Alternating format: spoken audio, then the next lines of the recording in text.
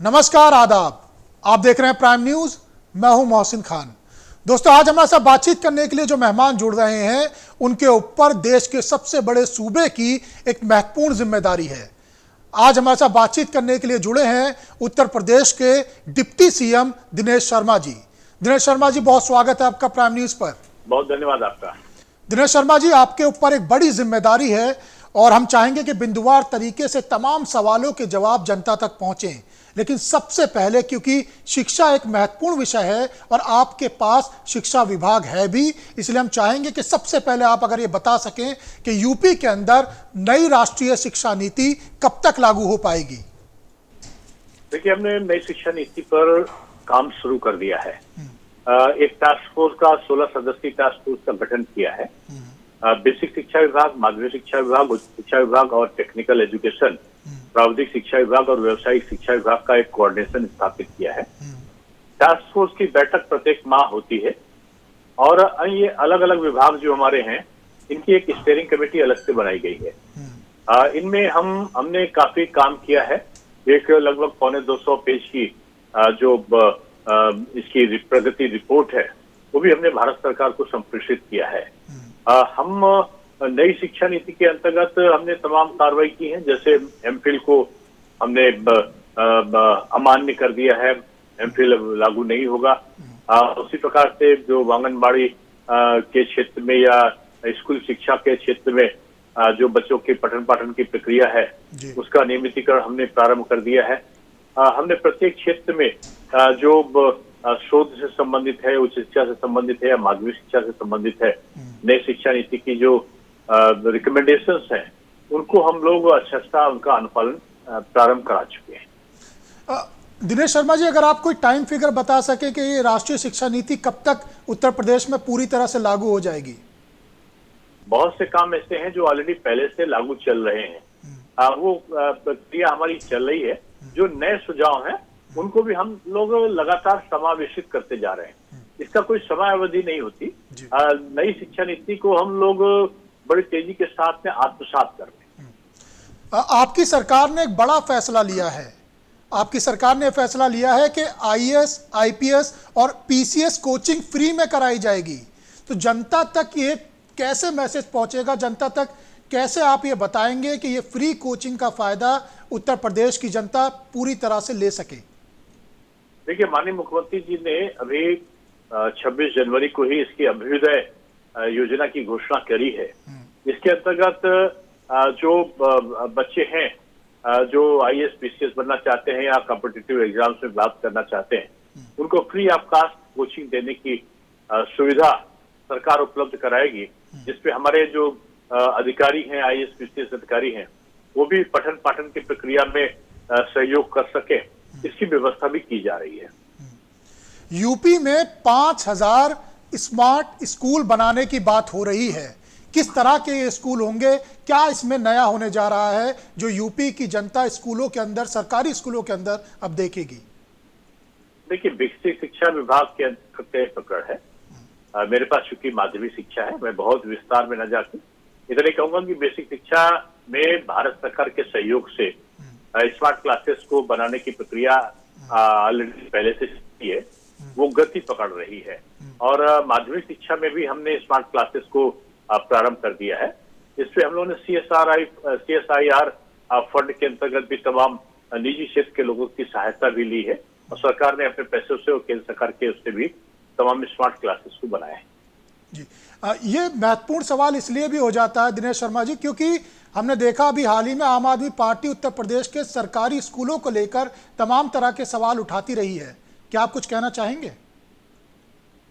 देखिए, जितने स्कूल हमारे वहाँ पे हैं, बच्चे पढ़ते हैं हमारे वहाँ, लगभग 1.5 करोड़ से भी ऊपर बच्चे हैं बेसिक शिक्षा में। मैं सोचता हूँ कि पूरी राजधानी की, दिल्ली की आबादी उतनी होगी, तो एक छोटे सी जगह की तुलना आप नहीं कर सकते। हमारे वहाँ बहुत से अच्छे ऐसे स्कूल हैं जो दिल्ली क्या पूरे भारतवर्ष में सबसे सर्वश्रेष्ठ हैं। वैसे स्कूल भी हमारे वहाँ भारी संख्या में है।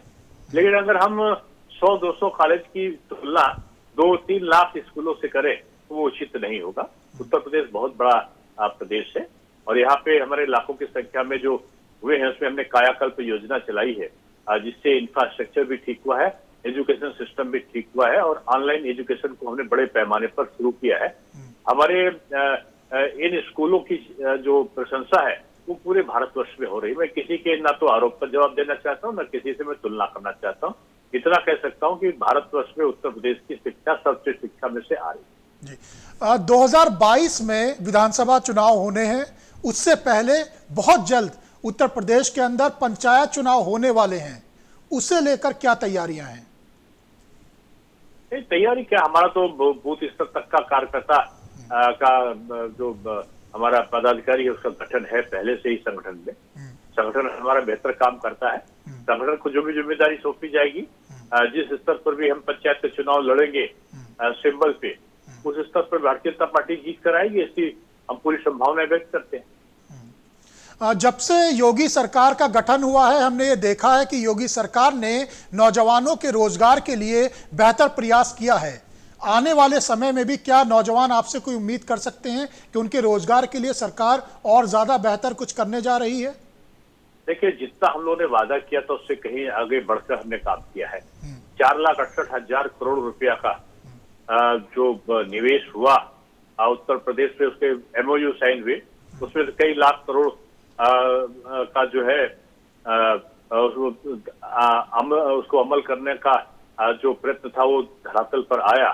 और आज ये स्थिति है कि तमाम कंपनियों ने उत्तर प्रदेश में अपना काम शुरू कर दिया है और कई लाख लोगों को इनमें प्रत्यक्ष और अप्रत्यक्ष रूप में निजी क्षेत्रों में रोजगार मिला है। जहां तक सरकारी जो नौकरियां हैं उनका प्रश्न है तो 4 लाख से अधिक नौकरियां हमारी उत्तर प्रदेश सरकार ने सरकारी नौकरियों में दिया है। 1,33,000 तो केवल पुलिस में दिया है। 69,000 एक बार, 54,000 एक बार, ये बेसिक शिक्षा में दिया गया है। ऐसे कई बार कभी 14,000, कभी 8,000 के आसपास की माध्यमिक शिक्षा में और उच्च शिक्षा में दिए गए हैं। तो ये अलग अलग जगहों पर अलग अलग तरीके से जो नौकरियां देने के प्रयत्न हैं वो हमारी सरकार ने बड़े बेहतर तरीके से रोजगार सृजन का काम किया है। अभी हाल ही में दिनेश शर्मा जी आंकड़े आए हैं जिसके अनुसार उत्तर प्रदेश में हर व्यक्ति की आय यानी प्रति व्यक्ति आय सालाना 70,000 के ऊपर पहुंच गई है। इसे कैसे देखते हैं आप? देखिए, ये सकारात्मक वातावरण का है। उद्योग धंधे लग रहे हैं, इंफ्रास्ट्रक्चर हमारा ठीक हो रहा है। एक तरफ गंगा एक्सप्रेस वे बन रहा है तो दूसरी तरफ बुंदेलखंड एक्सप्रेस वे बन रहा है, तो तीसरी तरफ पूर्वांचल एक्सप्रेस वे बन रहा है। तो कहीं पर कोई और प्रकार की डिफेंस कॉरिडोर का है, तो कहीं 19 हवाई अड्डे बन रहे हैं, तो कहीं पुलों का और सड़कों का जाल बिछ रहा है, कहीं बिजली 24 घंटे आ रही है शहरों में और 18 घंटे से 22 घंटे वो गांवों में आ रही हो। तो इस प्रकार का इंफ्रास्ट्रक्चर का ठीक होना और बेहतर अवस्थापना की सुविधाओं को मुहैया कराने से वातावरण बदला है।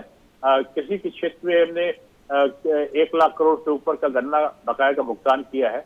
जो खाद्य पदार्थ है, गेहूं और चावल, इनके क्रय केंद्र हमने स्थापित किए हैं और हमने न्यूनतम जो समर्थन मूल्य है उसके आधार पर खरीद को सुनिश्चित कराया है।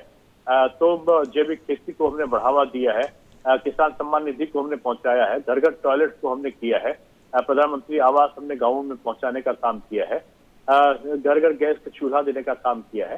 तो ये तमाम ऐसे काम है जिन्होंने चाहे वो किसान हो, चाहे गरीब हो, चाहे नौजवान हो, उनकी आय में वृद्धि का जो सरकार का सकारात्मक प्रयत्न था वो आज सफल होता हुआ दिखाई पड़ रहा है। दिनेश शर्मा जी, कोरोना काल के दौरान आपकी सरकार द्वारा किए गए कार्यों को न सिर्फ देश प्रदेश में बल्कि WHO ने भी सराहा है। लेकिन अब जब वैक्सीन लगनी शुरू हो गई है तो समाजवादी पार्टी के राष्ट्रीय अध्यक्ष अखिलेश यादव आपसे पूछ रहे हैं कि गरीबों को फ्री में वैक्सीन कब लगेगी? क्या आप कोई जवाब देना चाहेंगे? देखिए, भारतीय जनता पार्टी की सरकारों ने, चाहे वो केंद्र की रही हो चाहे प्रदेश की रही हो, उसने जो भी काम किए हैं, जो भी चाहे वो बजट बनाया हो या कोई भी प्रकार का उत्पादन से लेकर नौकरी तक का या रोजगार सृजन तक का काम किया हो, उसका आधार, मूल आधार ही किसान और गरीब रहा है। हमने गरीब और किसान को हर जगह प्राथमिकता दी है।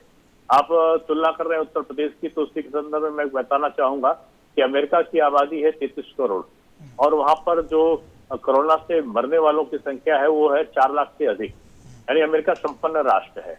उत्तर प्रदेश की आबादी 24 करोड़ से ऊपर है और यहाँ पर नहीं होना चाहिए था, लेकिन फिर भी 8,000 के आसपास लोगों का देहांत हुआ है। यानी हमने उसको कोरोना के संक्रमण को रोकने में जो भरपूर प्रयत्न किए थे, उसका हमें एक सकारात्मक उसका जो लाभ है वो प्राप्त हुआ है। और उत्तर प्रदेश में हमने तमाम लोगों को कोरोना संक्रमण काल में रोजगार मुहैया कराने का, तमाम लोगों को राशन फ्री में राशन उपलब्ध कराने का, ऑनलाइन एजुकेशन को करने का, सत्य का नियमितीकरण रहे, इसके हमने शत प्रयत्न किए हैं। तो उत्तर प्रदेश में जिस प्रकार के कार्य किए गए हैं वो सर्वत्र प्रशंसा का कारण बना है। और इसीलिए कई जगह सर्वेक्षण हुए जो, उसमें हमारे उत्तर प्रदेश के मुख्यमंत्री को नंबर 1 मुख्यमंत्री के रूप में लोगों ने अपनी पहली पसंद माना है। इसका मूल कारण यही है कि कोरोना का प्रबंधन भी हमारे उत्तर प्रदेश में बेहतर स्थिति में रहा है। इसमें कोई दो राय नहीं है। दिनेश शर्मा जी, अभी हाल ही में जो सर्वे हुआ उसमें उत्तर प्रदेश के मुख्यमंत्री योगी आदित्यनाथ को नंबर 1 मुख्यमंत्री के तौर पर देखा गया है जनता की तरफ से। शायद यही एक कारण है जो हमने हाल में देखा कि अलग अलग प्रदेशों में चुनाव हुए, चाहे वो एमपी की बात हो, चाहे वो बिहार की बात हो, चाहे वो हैदराबाद में जो चुनाव हुए उसकी बात हो, वहाँ योगी आदित्यनाथ की मौजूदगी रही और वहां जनता की तरफ से उन्हें बुलाया गया कि प्रचार करें वो भारतीय जनता पार्टी की आकर, और लगातार उनकी डिमांड में इजाफा होता जा रहा है। तो क्या अब जो बंगाल में चुनाव होने जा रहा है उस रण में भी, उस चुनाव में भी यूपी के मुख्यमंत्री योगी आदित्यनाथ जाएंगे और पार्टी का प्रचार करेंगे? और निश्चित रूप में योगी जी तो अभी बंगाल होके भी आए हैं और माननीय मुख्यमंत्री जी की लोकप्रियता पूरे देश में है। और देश में क्या, मैं तो कहूंगा विदेशों में भी उनको मानने वाले उनके समर्थक या उनको के अनुयायी भारी मात्रा में विदेशों में भी हैं। एक प्रतिष्ठित मठ के महंत के साथ साथ एक कुशल राजनीतिक के रूप में उन्होंने अपने को स्थापित किया है। एक ईमानदार नेता की छवि सभी के अंतर मन में उन्होंने व्याप्त करी है। तो मैं कह सकता हूं कि योगी जी आज पहली पसंद उत्तर प्रदेश में लोगों की जहां बने हैं, वहीं देश में माननीय मोदी जी, अमित शाह, राजनाथ सिंह जी ऐसे नेताओं के साथ में योगी जी भी तमाम प्रदेशों में उनके कार्यक्रम लगे हैं। दिनेश शर्मा जी, आप एक बड़ी जिम्मेदारी के पद पर हैं, उत्तर प्रदेश के उप मुख्यमंत्री हैं, तो मुझे लगता है कि आप बिल्कुल सही व्यक्ति हैं सवाल के जवाब देने के लिए। और हम चाहते हैं कि आपके द्वारा जनता के बीच में इस सवाल का भी सही जवाब पहुंच जाए, क्योंकि ये चर्चा आम है इस वक्त कि उत्तर प्रदेश में कैबिनेट मंत्रालय यानी कैबिनेट मंत्री और ज्यादा बनाए जाएंगे।